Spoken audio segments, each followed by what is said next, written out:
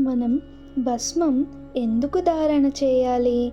భస్మం శివారాధన చేసేవాళ్ళో లేక శైవులో పరమేశ్వరుడికి ఇష్టం కాబట్టి పెట్టుకుంటారంటే చాలా పొరపాటు పడినట్లే. ఐశ్వర్యం గోషు సంపన్నం మహాభారతంలో చెప్పబడింది. అంటే ఐశ్వర్యం గోవుతో పోల్చారు.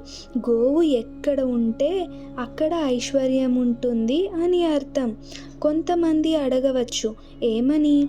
గోవు ఉంటే ఐశ్వర్యం ఉండడం ఏమిటి అని. మహాభారతం గోమహత్యం పర్వంలో చెప్పబడినది. గోమయంలో లక్ష్మీదేవి ఉంటుంది అని.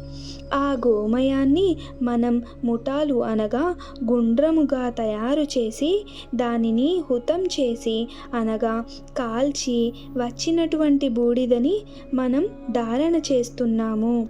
అంటే మనము సాక్షాత్తు లక్ష్మీదేవిని ధారణ చేస్తున్నాము. అందుకనే భస్మాన్ని అన్నారు విభూతిర్భూతిరైశ్వర్యం అన్నారు.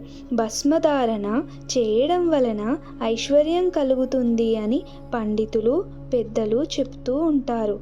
కొన్ని పురాణాలలో త్రిపుండ్రేన వినదానం, త్రిపుండ్రేన వినా జపం, త్రిపుండ్రేన వినా శ్రాద్ధం తోయం నిష్ఫలదాయకం అన్నారు. అంటే భస్మం లేకుండా చేసిన దానం, భస్మం లేకుండా చేసిన జపం, భస్మం లేకుండా చేసిన శ్రాద్ధం ఫలితం ఇవ్వవు అని.